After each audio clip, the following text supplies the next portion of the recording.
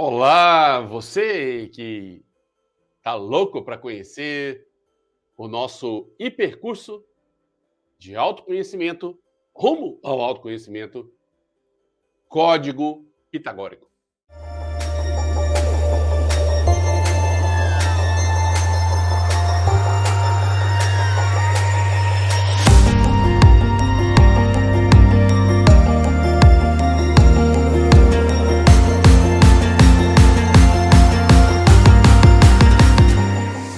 Então, chegamos na nossa primeira aula e agora nós vamos aprofundar, nós vamos dar uma viajada na importância dessa ferramenta chamada Código Pitagórico.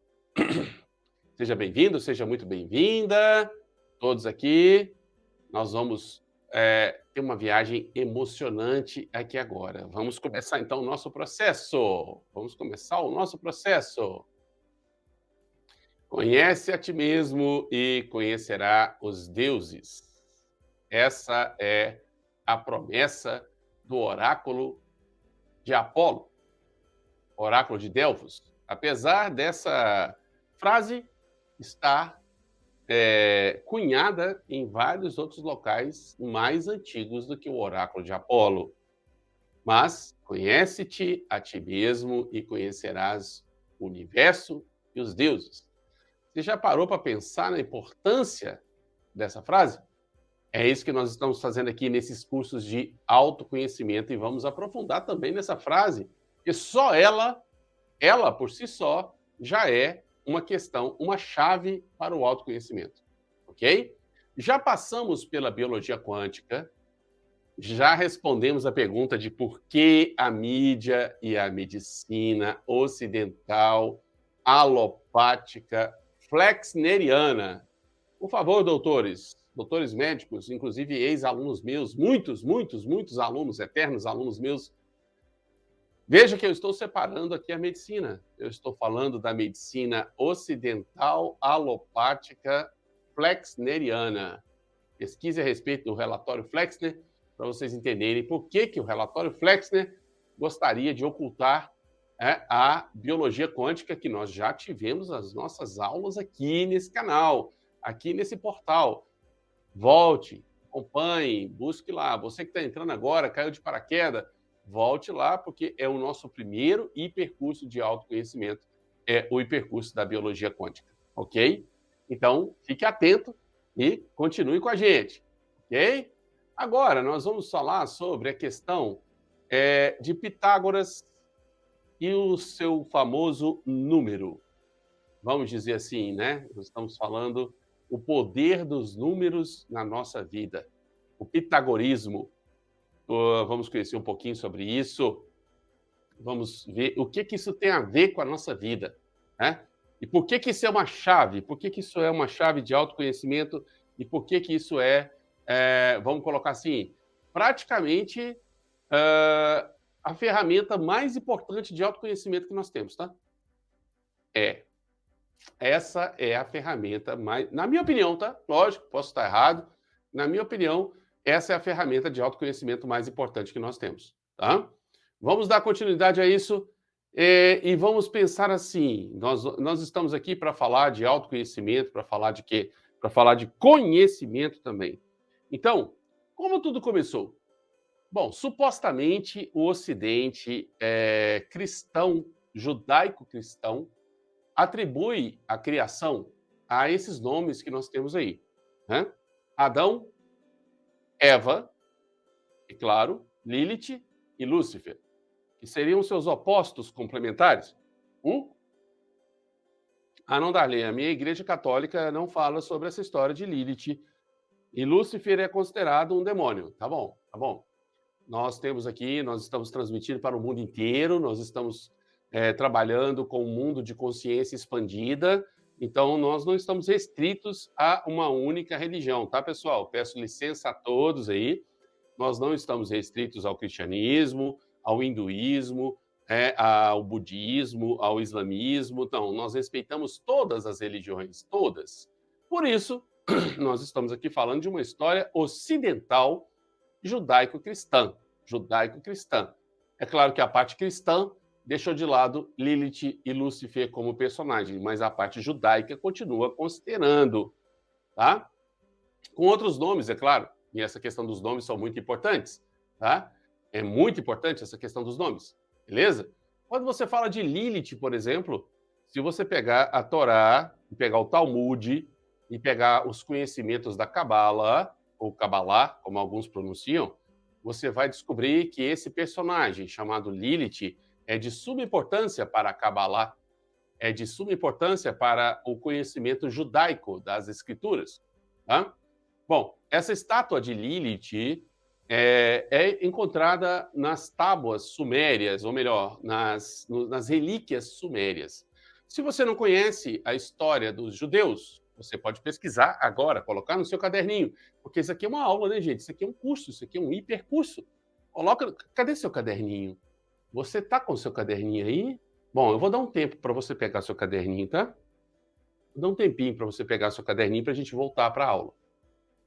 Vai lá pegar. Não, não tem caderninho? Tá, pode ser uma folha de papel, pode ser um rascunho, pode ser aquele papel toalha. Depois você passa limpo, ok? Estou aguardando. Porque isso aqui é um curso, isso é um hipercurso. Se a gente não tiver anotações, a gente não vai ter conhecimento, né? Essa é a proposta. Né? Nós estamos no hipercurso. Muito bem. Beleza. Se você pegar a história do povo judeu, então, voltando um pouquinho ao tempo, tá? Nós temos, vamos colocar assim, a gente tem o povo judeu atual, tá? Ele é descendente do que a gente chama de povo hebreu, né? E o povo hebreu, tá?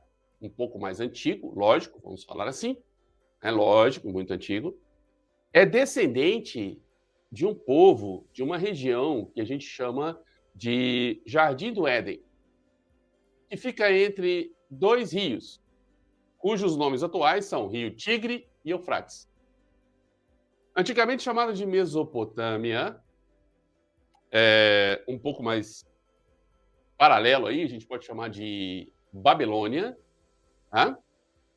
E um pouco mais antigo, a gente pode chamar de Suméria. Então, os sumérios, os mitos sumérios, foram transferidos para o povo que foi chamado de povo hebreu, cujo patriarca é conhecido mitológica ou historicamente, não vamos discutir isso aqui agora, como Abraão, ou Abraão, ou Abraão, como alguns podem pronunciar. Tá? Então, o povo abraâmico, as religiões abraâmicas. Quem são as religiões abraâmicas? Né? Você tem o judaísmo, você tem o cristianismo, que veio logo depois, e mais recentemente o islamismo. É mais recente do que o cristianismo, mas todos eles são derivados do que a gente chama de religiões abraâmicas, do monoteísmo abraâmico. E então a gente está voltando na história aí, voltando no tempo, né? A origem do povo sumério, né? Ou a origem do povo judeu, hebreu, se você quiser chamar assim, né? É da Suméria. E lá na Suméria você tem o mito de Lilith. Esse mito é bastante importante para que você entenda a criação. Né? Se você pegar os textos originais, tanto da Suméria, quanto da Babilônia, quanto do povo judeu mais antigo, tanto da Torá, quanto do Talmud, você vai ver a participação de Lilith, que era aquela mulher que foi a primeira mulher de Adão. Não foi Eva a primeira mulher de Adão. Segundo essa história, tá, gente? Nós estamos falando de mitos, nós estamos falando de histórias, nós estamos falando de filosofias, estamos falando de crenças. Então você não precisa acreditar nisso se você não quiser. Estamos apenas aprofundando o autoconhecimento. E Lilith, sendo a primeira mulher de Adão, ela foi feita do barro, assim como Adão. Ela foi feita da mesma matéria que Adão. Sendo assim, ela estava em igual circunstância, igual condição a Adão. E o que mais se sabe sobre essa historinha é que ela não queria ficar por baixo, ela só queria ficar por cima. Já que eu sou feita da mesma matéria que você, meu querido Adão, então eu vou ficar por cima. Eu estou falando da alcova, tá? Estou falando de fazer amor, de fazer fuque-fuque e tal. Ela só queria ficar por cima e Adão ficou meio revoltado com isso. Adão queria que essa mulher ficasse por baixo. Então, ele vai e pede ao Criador né, nessa historinha que você pode aprofundar, pesquisar a respeito, tá? Não acredite em mim, eu sempre peço a todos os meus alunos que não acreditem em mim. Por quê? Porque nós estamos falando de ciência, e ciência não parte do princípio da crença, ciência parte do princípio da dúvida. Nós estamos aqui especulando, nós estamos aqui averiguando, pesquisando histórias, pesquisando filosofias para trazer o autoconhecimento. Então, nós não estamos aqui impondo crenças. A partir do momento que você começar a impor crenças, você está fora da ciência. E não é isso que a gente pretende aqui. Nós não vamos impor crenças. Tá? Então, o que acontece? Nessa historinha da Lilith, né, de não querer ficar por baixo, o que acontece? Você tem o grande senhor, né, Elohim, que depois passou a ser chamado de Yahweh, ou o Tetragrammaton. Aí tem uma história bem complicada, que depois nós vamos ver nos outros hipercursos, tá? Nessa questão dos nomes de Deus e tudo mais. Tá? Chamou Lilith no cantinho e falou assim: Lilith, é o seguinte, olha, o Adão quer ficar por cima e é melhor você fazer o que ele está querendo. E Lilith, bem revoltada, falou: não, senhor, eu não vou ficar por baixo. Adão quer ficar por cima, o problema dele. E nesse momento, Lilith é enviada ao submundo, enviada para o lugar aonde Yahweh, ou né, Elohim, se você quiser, depois nós vamos discutir um pouco mais sobre isso, já tinha mandado o irmão dela, o Lúcifer, que era um cara meio revoltado também. Então, o que se chama de inferno hoje, que na verdade é uma compilação das ideias de Dante Alighieri, é o inferno de Dante, que foi apostado pela Igreja Católica para trazer esse conceito de inferno para as pessoas. Né? Então, supostamente, Lilith e Lúcifer formaram o casal infernal. Tá? Essa é uma ideia importante. Darley, mas o nosso curso não é sobre pitagorismo? Sim. Só que o que acontece? Para entender o pitagorismo, nós vamos ter que entender as questões metafóricas, as questões ocidentais relacionadas com o quê? Relacionadas com a simbologia, relacionadas com os arquétipos. Por exemplo, está bem claro para você aí o caduceu de Mercúrio, nessa imagem que você está vendo, né? E a serpente seria a representação de Lilith, seria. Você pode viajar bastante nisso aí. E Eva, que seria a outra, né? O primeiro triângulo amoroso da humanidade, né? Foi o quê? Foi Adão, Eva e Lilith. Então, Eva, depois, a boazinha, teria sido tentada por esse demônio em forma de serpente, e depois dá origem a um símbolo famoso, né? Que é o símbolo do caduceu, o símbolo do caduceu de Mercúrio, o caduceu de Asclépio, e depois a gente vai conversar um pouco mais sobre isso, mas é muito interessante, perdão, essa participação de Lilith nesse arquétipo que a gente está conversando aqui agora, para introdução ao pitagorismo, ok? Bom, aqui a gente tem um conhecimento importantíssimo. O nome Eva tem origem a partir do hebraico Havá. Havá, derivado da raiz Havá, que quer dizer ela viveu, ou a sobrevivente. Portanto, é atribuído ao significado de que a que vive, a vivente. Beleza? Portanto, Eva ou Havá não é um nome de mulher, tá? Isso significa simplesmente um atributo, ou seja, a vivente, a que sobreviveu. E aí, se você pegar também o nome, né? Adão. Adão significa homem, ou humanidade, ou homem criado da terra, terra vermelha. A origem do nome Adão é o hebraico Adam, que significa homem ou humanidade, feito da terra, do planeta Terra. Essa palavra está intimamente ligada com a palavra hebraica para terra, que é Adamá. Alguns estudiosos ainda dizem que a verdadeira origem do nome está no sânscrito Ad Aham, palavra formada por termos diferentes. Ad, que significa primeiro, e Aham, que pode ser traduzido para ego. Na verdade, a palavra ego em sânscrito, nos Upanishads, tem uma sequência que é Ahamkara, Ahamkara. Mas tudo bem, Aham pode ser traduzido como ego. Assim, o nome significa o primeiro ego, o que também faz referência à história da criação do primeiro homem na Terra por Deus. O nome, na origem sânscrita, também pode significar literalmente o conceito filosófico do eu sou, um modelo de existencialismo individual do ser humano. Então, vamos considerar, nesse momento, nós vamos considerar a palavra, a frase Adão e Eva, ou Adão e Havá. Adam, Havá. O que significaria Adam, Havá, em hebraico primitivo? Se você pegar bem aí essa historinha que a gente está contando para vocês, Adam, Havá, significaria a humanidade sobreviveu, a humanidade que permaneceu, e não o primeiro e o segundo homem na Terra. Ou melhor, olha só, o primeiro e o segundo ser humano da Terra, que seria o primeiro homem e a primeira mulher. É claro que a primeira mulher foi Lilith. Originalmente, nos textos que você vai pesquisar e não vai acreditar em mim, né? Nós não vamos brigar por isso, com a sua teologia, com a sua crença. Não, nós estamos aqui para trazer conhecimento. Mas então, Adam, Havá, significa o quê? Adão e Eva significa o quê? A humanidade que sobreviveu, a humanidade que viveu. Ou seja, o ser humano que vive até hoje, Adão e Eva nada mais são do que a humanidade como um todo sobrevivendo até hoje, segundo essa interpretação que a gente está dando aqui agora, tá bom? É claro, mais uma vez, gente, por favor, não acredite em mim, pesquisem, né? Corram atrás. Se você acredita no seu professor, você tem um problema. Esse problema chama-se crença. E o seu professor, ele não está te ensinando religião, ele está te ensinando ciência. E ciência não depende de crença. Ciência depende de quê? De hipóteses confirmadas, de fatos observados, hipóteses que viram teorias, e teorias essas que podem ser contestadas e devem ser contestadas a todo momento.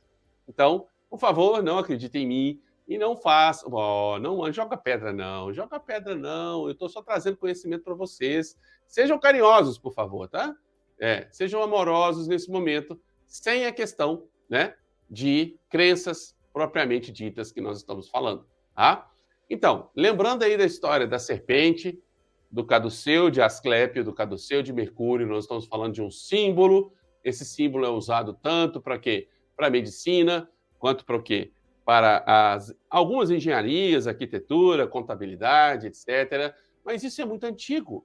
Isso é remetido à época de Tote, né? O pai da medicina, o homem mais sábio de todos os tempos. Peraí, Darley, eu aprendi que o pai da medicina era Hipócrates. Pois é, Hipócrates supostamente foi aluno de Asclépio ou de Hermes, e Asclépio foi aluno de Tote. Então, nós temos aí alguma hierarquia a ser respeitada. Provavelmente, né, esses nomes, provavelmente, nós podemos fazer suposições, nós podemos fazer especulações, nós só não podemos dizer que é a verdade.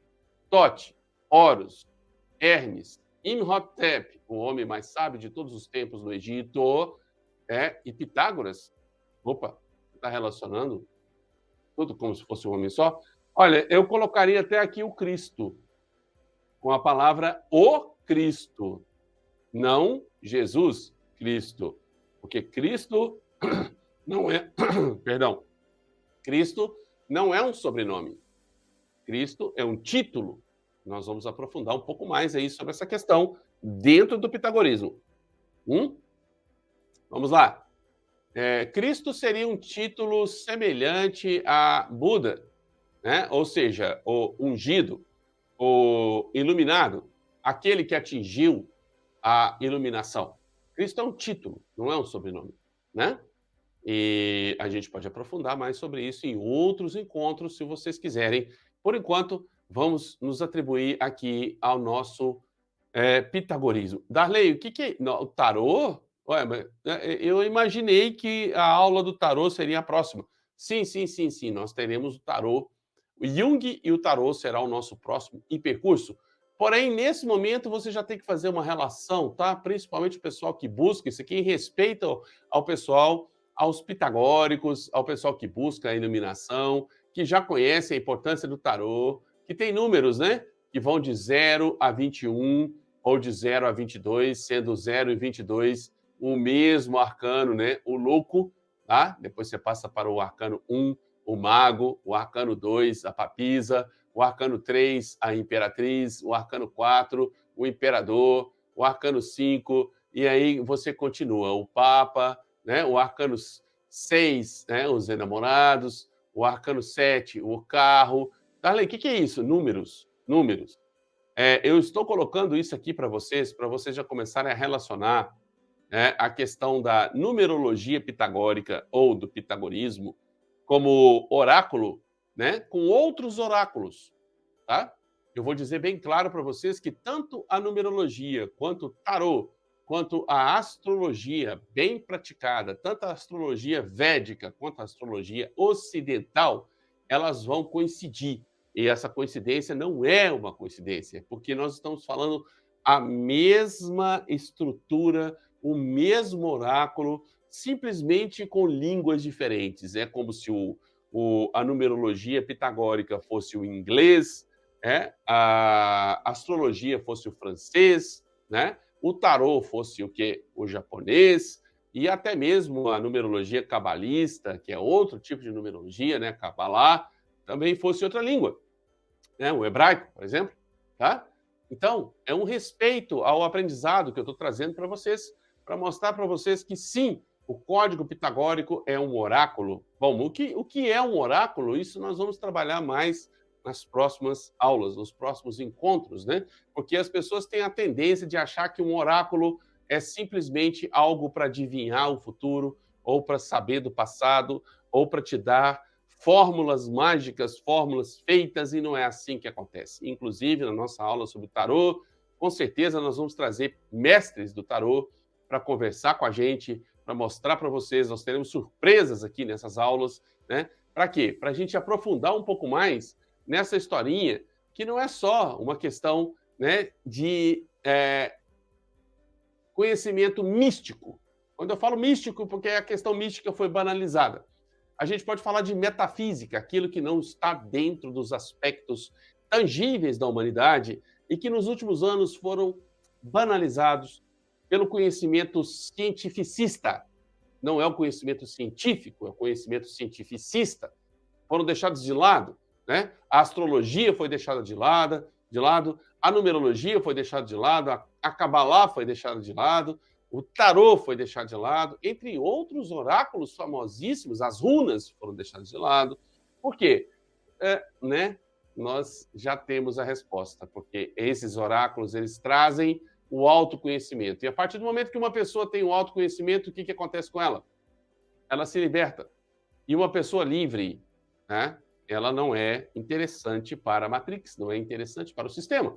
E aí, se você pegar... Bom, da onde que vem o tarô? O tarô, ele vem supostamente das 22 lâminas de ouro e das 56 lâminas de prata recebidas por Imhotep, ou Thoth, ou Hermes, ou Horus. Isso aí simplesmente são linguagens, são tentativas semânticas de se nomear aquilo que a gente não conhece. Então, 22 lâminas de ouro que foram recebidas pelo Imhotep, um dos homens mais sábios de todos os tempos, talvez o homem mais sábio de todos os tempos, e 56 lâminas de prata, nas quais estavam toda a cosmogênese e a antropogênese humana. E nessas lâminas estariam a história da humanidade, a história do universo, que foi passada para frente pelo conhecimento egípcio. É por isso que a gente está mostrando aqui a história de Ísis, Osíris e Horus, que pode ser também relacionado com pai, mãe e filho, o pai, né? Filho e Espírito Santo. Você pode fazer uma relação. Então, o conhecimento egípcio, o primeiro tarô do mundo, com certeza, é o tarô egípcio. Depois nós vamos aprofundar mais na nossa aula sobre Jung e o tarô, que é o nosso próximo percurso. E aí nós vamos detalhar isso para vocês. Só que existe uma relação direta entre esses símbolos, tá? Entre esses arquétipos. O caduceu, por exemplo, é uma coisa maravilhosa que está aí até hoje. né, trazida desde a época, né, de Asclépio, desde a época de Esculápio, se você quiser chamar assim, ou Hermes, Imhotep, etc, como a gente já comentou, tá? E é claro, existe muito conhecimento oculto dentro dessa simbologia da serpente, dessa simbologia do caduceu, né, da coluna vertebral, né, da Kundalini que sobe, de Fohat que desce, das letras hebraicas relacionadas com esses números que estão aí, da árvore da vida, né, das 10 Sefiró, os 22 caminhos, que também se dentro da árvore da vida, né, hebraica, que se relacionam com o quê? Que se relacionam com os 22 arcanos maiores do tarô. Então, esse conhecimento é muito importante. Leonardo da Vinci, o grande iniciado, quando fez o Homem Vitruviano, ele fez um cálculo anatômico maravilhoso que se relaciona, né, com a famosa Merkabah, ou Merkabah, né, dos judeus. Claro que eu ainda estou criança, recém-nascido em pronúncia do hebraico, né, mas tudo bem. Peço as minhas escusas aí aos judeus que estão assistindo, aos hebreus que estão assistindo essa aula, né, mas a Merkabah, ou, né, o cubo de Metatron, está muito bem calculado e pode ser relacionado com o homem vitruviano. Para a gente encerrar a nossa primeira aula, eu quero que você tome conhecimento. É claro, essa aula está sendo assistida por pessoas de todos os tipos de conhecimento pelo planeta fora. Então a gente respeita isso, né? A velha frase: dar carne aos adultos e leite às crianças. Isso é muito importante para a gente. Então a gente respeita todo mundo que está assistindo, né? Estamos no mundo livre na internet, entre aspas, tá?